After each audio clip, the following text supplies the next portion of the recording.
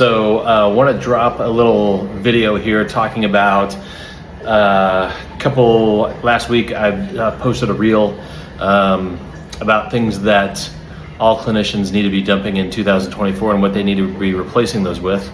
And one of those things that I mentioned was evidence-based practice, and I had a couple of comments. Why would you get rid of evidence-based practice? How would we know what we're doing? How would we know what we're doing is working? Posted a poll this morning, thoughts on evidence-based practice, and about half of the respondents said, nope, we don't need evidence-based practice, and the other half was like, yeah, we definitely do.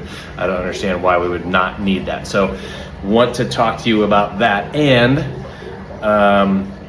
remember, on the 14th, 15th, and 16th of this month, we'll be doing a 3-day boot camp, and a lot of what I'm going to talk about now is going to come up again, because once you figure out what I'm going to tell you now, then you will know that you don't need evidence-based practice, and what you're going to need to know is what to replace that with, because you're going to have so much more time, because you're not going to be wasting your time reading research studies and worried about what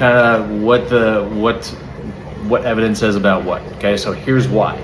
So on the story today, I asked, would you say that an orthopedic clinician who relies on evidence-based practice would be much the same as a dietitian who bases their thought processes and their practice on the food pyramid? So we all know that the food pyramid is bogus.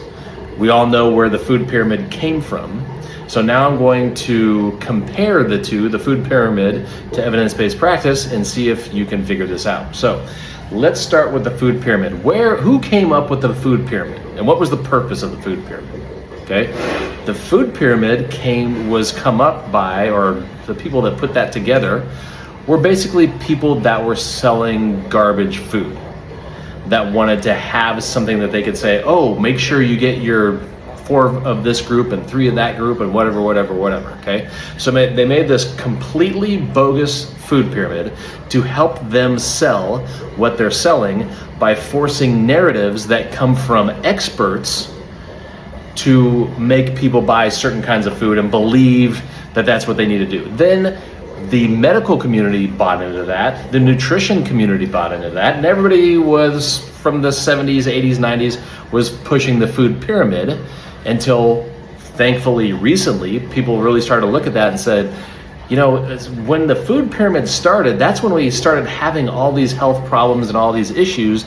That's why we're at now. That's why we have all of our food is fake, all of our food is drowning in seed oils and sugar and high fructose corn syrup and all the garbage, and that meat is bad and that cereal is great. Okay, so people are finally trying to figure that out. So understand, the food pyramid was constructed by an industry that wanted to force a narrative onto other people that didn't know any better, and they got the medical community to buy into it and push that narrative. So when I would go for my physical when I was in elementary school, what was on the clinician's wall? The food pyramid. Are you getting your grains? Are you getting your this? Are you getting your that?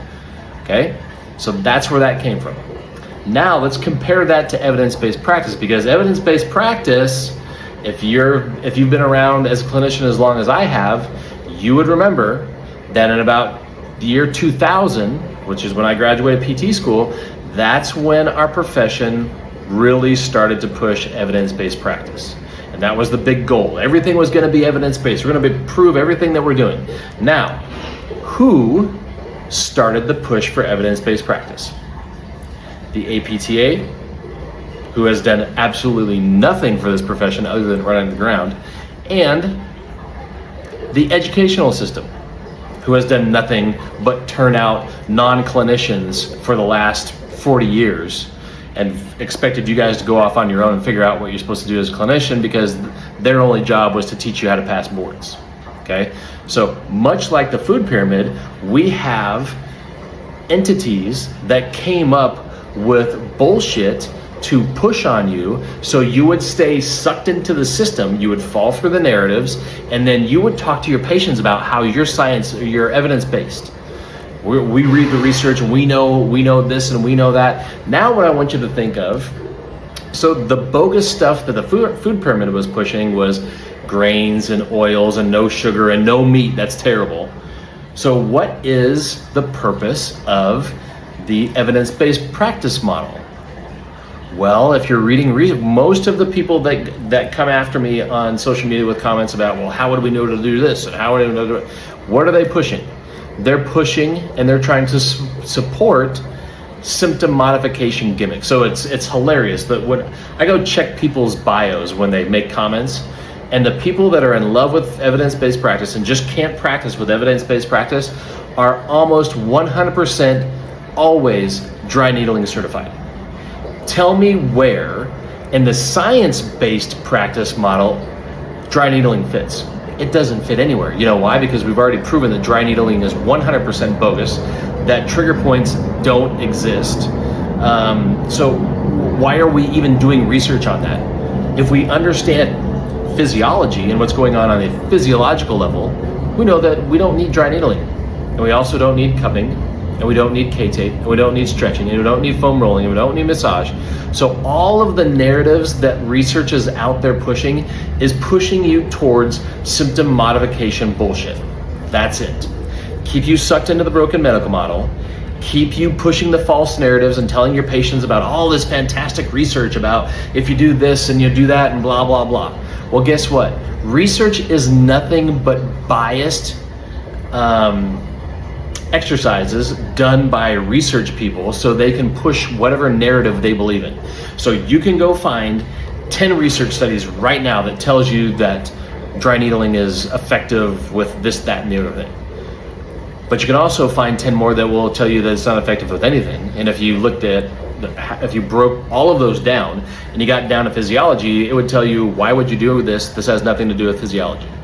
Okay, so you can go make research say whatever you want it to say. And if you are wasting your time trying to figure out what the research is, you're spending your time doing that instead of spending your time thinking about the person, the patient that is right in front of you. There is no research project that has ever been done on the patient that is standing right in front of you, because they are unique. They are an individual. They have a unique set of it's not genealogy. Gosh, I'm gonna brain lock. So they have their own physiology. They have their own physiological demands. They have their own needs as far as their ADLs and their sporting activities. They have their own history. Genetics is what I was trying to figure out. They have their own genetics. So for me to say that I need to read a research study to evaluate and treat the patient that is standing in front of me tells me that I have absolutely no clue how to apply neuromuscular physiology, anatomy, biomechanics, critical thinking, root cause, all of the things that they should have taught you in school that they don't teach you. So the other thing that all of these people want to comment on is when I say, well, the problem is you don't understand how to apply science, like the things that I just mentioned, and they all come back, oh yes, every PT school teaches anatomy and physiology. Yes, correct. It teaches you the things that you will need to regurgitate on the boards, and if you ever go on Jeopardy, you'll be really good at answering questions about anatomy, physiology, biomechanics. But when it comes to applying those things to the person that's standing in front of you in the clinic, the reason why you're reading research is because you were never taught how to apply those skills. Which, if you knew that, you would not be wasting your time reading research.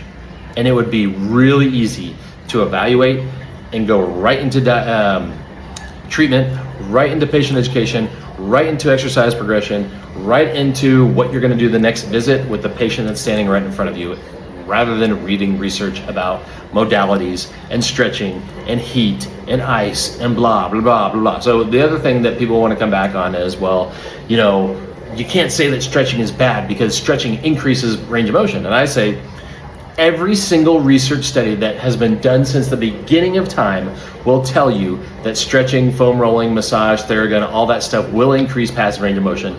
I get it 100%. Here's what you don't understand.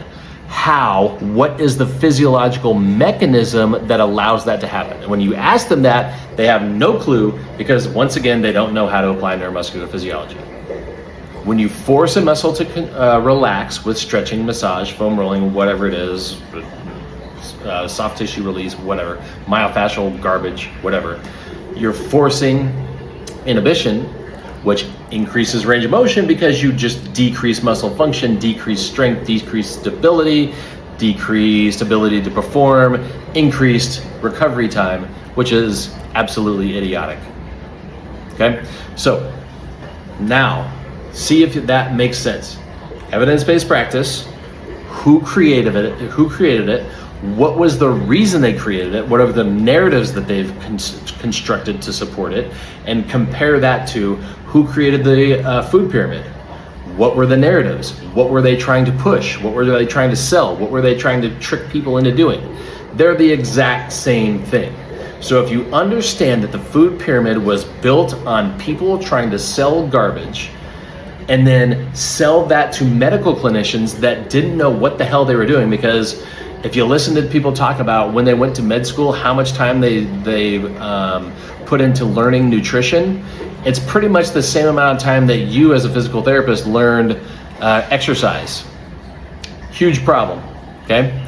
So before you start to dig your heels in and protect all of the things that you were told, first figure out who told you that, what were the narratives, what was their purpose, who else is doing that stuff, and then see if that makes sense for you to keep passing that down the line to your patients and to other professionals.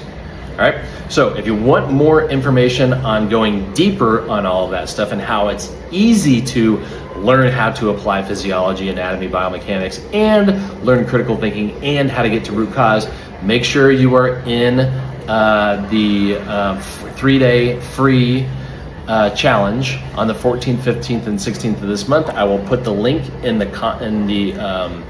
little caption down below. If you have questions, post your questions in the comments down below. Please, if you have questions and comments, post them there. Don't DM me, because I want people to see your questions and comments so we can stimulate more conversation, so this can get to the top of people's list of things that they want to address in 2005 when they start getting rid of all the crap that we should have gotten rid of a long time ago. So post it down below, and I will see you guys for the 3-day career challenge soon.